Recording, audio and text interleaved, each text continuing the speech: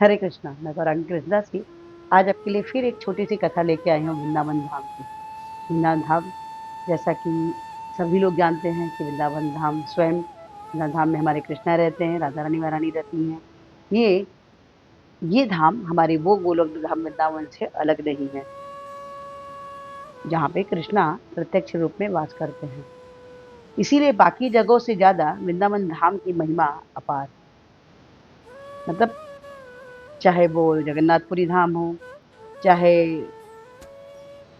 South में जो है धाम वहाँ का धाम हो, श्रीनाथ जी का धाम हो, कोई भी धाम हो, लेकिन सबसे ज़्यादा मतलब कि वृंदावन धाम को महत्व दिया गया है।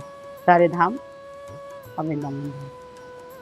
घटना आज वृंदावन धाम की एक है।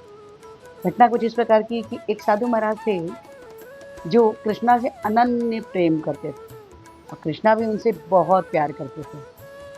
घटना कुछ इस प्रकार की है कि एक बार साधु महाराज जो हैं कि जा रहे थे और वो 3-4 दिन से भूखे थे। उन्होंने कुछ भी नहीं पाया था क्योंकि वो कभी माँगते नहीं थे।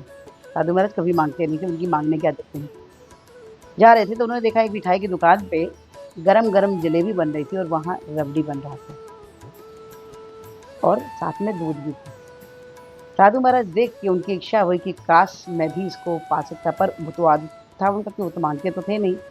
उन्होंने थोड़ी देर खड़े हुए और दूध जलेबी को देख रहे थे, रबड़ी दूध जलेबी और वो अपना देखते हुए फिर उसके बाद वो जाने लगे। तुरंत ही जो दुकानदार था उसने आवाज़ लगाई, "बाबा रुको।" तुरंत जो है कि साधु महाराज पलटे, बोले, "हाँ, आप इधर आइए, बहुत ठंड है, वृंदावन में बहुत ज़्यादा ठंड है, आप थोड़ा जलेबी और दूध पी के जाइए।" साधु महाराज खुश हो गए, आए वापस आए, उन्होंने उनको 1 गिलास भर के दूध दिया बड़े गिलास में, रबड़ी और जलेबी डाल के उनको दी। उन्होंने स्वादिष्ट जली और रबड़ी खाई और कृष्णा की गुणगान करने लगे।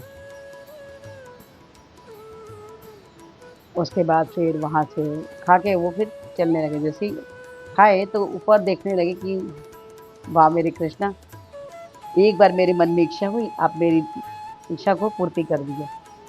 और बहुत खुश होके खुशी से वो नाचने लग गए और नाचते-नाचते जा रहे थे। नाचते-नाचते जा रहे थे और बारिश हो रही थी। जगह-जगह थोड़े-थोड़े पानी निकले। कूदते-कूदते, नाचते-नाचते कृष्णा के भजन गाते-गाते जा रहे थे। तब तक क्या हुआ कि पीछे से एक प्रेमी जोड़ा आ रहा था। तो साधु महाराज के नाचने के कारण जो प्रेमिका थी उसके कपड़े पे छींटे पड़े, पानी के छींटे पड़ गए, कपड़े गंदे हो गए। प्रेमी आया और ज़ोर से चिल्लाया साधु को, बोलता है, "रुको, क्या बच्चे हो? बच्चे हो तुम? कूद-कूद के इतना नाच-नाच के क्यों दौड़-दौड़ के चल रहे हो?"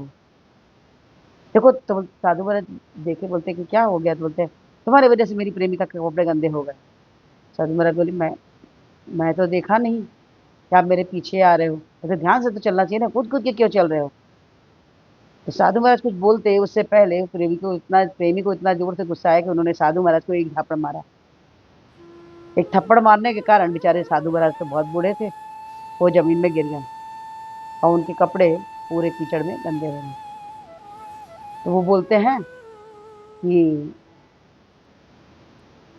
बोलते अब समझ में आएगा तुमको कि मेरी प्रेमिका के कपड़े गंदे हुए तो कितना गंदा लगता है, तुम्हारे भी कपड़े गंदे हुए। साधु महाराज कुछ बोला नहीं, उठा और मुस्कुराने लगा। मुस्कुराने लगा तो क्या बोल सकते हैं? वो साधु महाराज इसलिए मुस्कुरा रहे थे क्योंकि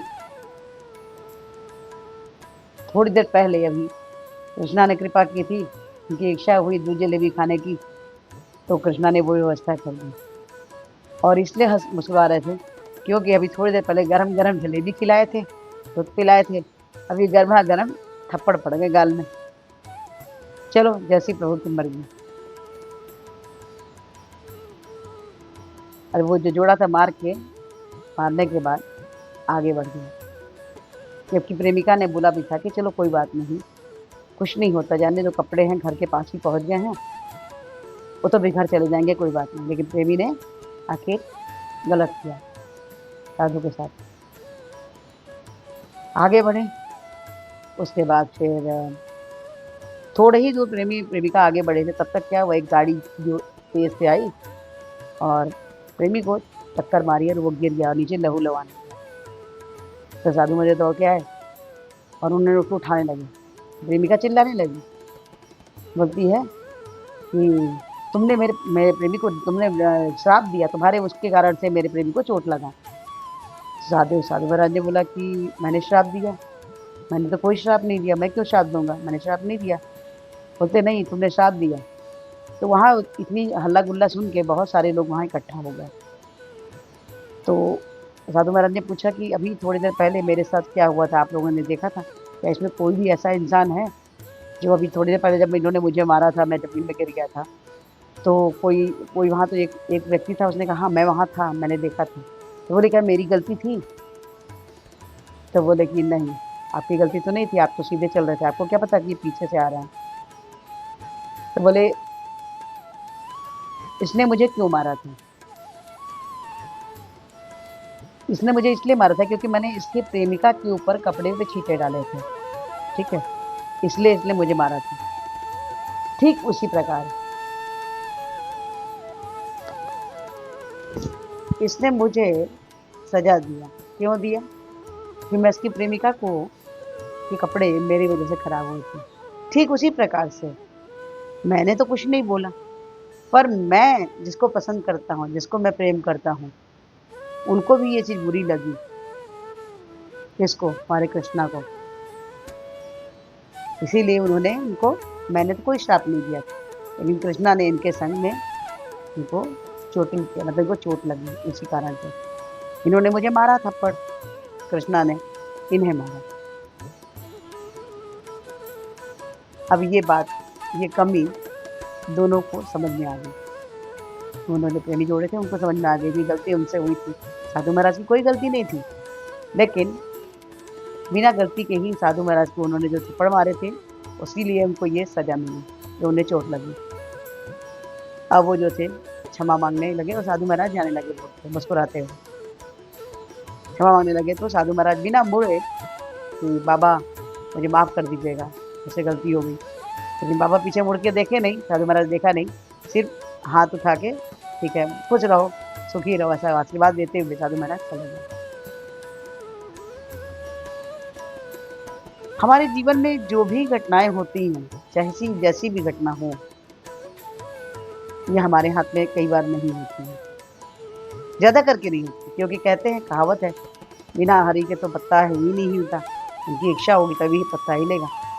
तो चाहे जो भी अच्छा हो या बुरा हो, हम इसमें किसी और को दोष क्यों दिया जाए, किसी और को क्यों कोसा जाए, ये चीज़ नहीं करना चाहिए। ऐसे करने से हर समस्या का हल तो साधु ने बता दिया कि हर परिस्थिति में हम, अगर हर परिस्थिति को हम ये समझते हैं कि कृष्णा की मर्जी से हो रहा है, तो हमें परेशानी नहीं है। भरोसा कीजिए अपने कृष्ण पर। जब आप कृष्ण पर भरोसा करेंगे, भरोसा तो कृष्णा कभी नहीं तोड़ते, हमेशा आपका साथ देते, हमेशा देते रहते हैं। लेकिन हम इन पर पूर्ण रूप से विश्वास नहीं करते। अगर हम विश्वास करें तो कृष्ण हमारे साथ में हमेशा साथ देते हैं। ये छोटी सी घटना आपको कैसी लगी? अगर अच्छी लगी तो प्लीज़ लाइक कीजिए, शेयर कीजिए, सब्सक्राइब कीजिए। आज वीडियो को हमारी विनम्र प्रार्थना है कि हमारे पुत्र प्रभुपाद हमें हरे कृष्ण महामंत्र जपने के लिए बोले थे, जो कुछ इस प्रकार से हरे कृष्ण कृष्ण कृष्ण हरे हरे, हरे राम राम राम हरे। तो हरे कृष्ण महामंत्र जपिए और कृष्णा के सबसे प्रिय बच्चे बन जाएंगे। तो प्लीज़ आज से एक माला जपिए, अच्छा लगता तो 2, 2 से 4, 4 से 6, 6 से 8, 16 माला जपिए और कृष्णा के हेतु की कृपा के पात्र बनिए। हरे कृष्ण, राधे राधे।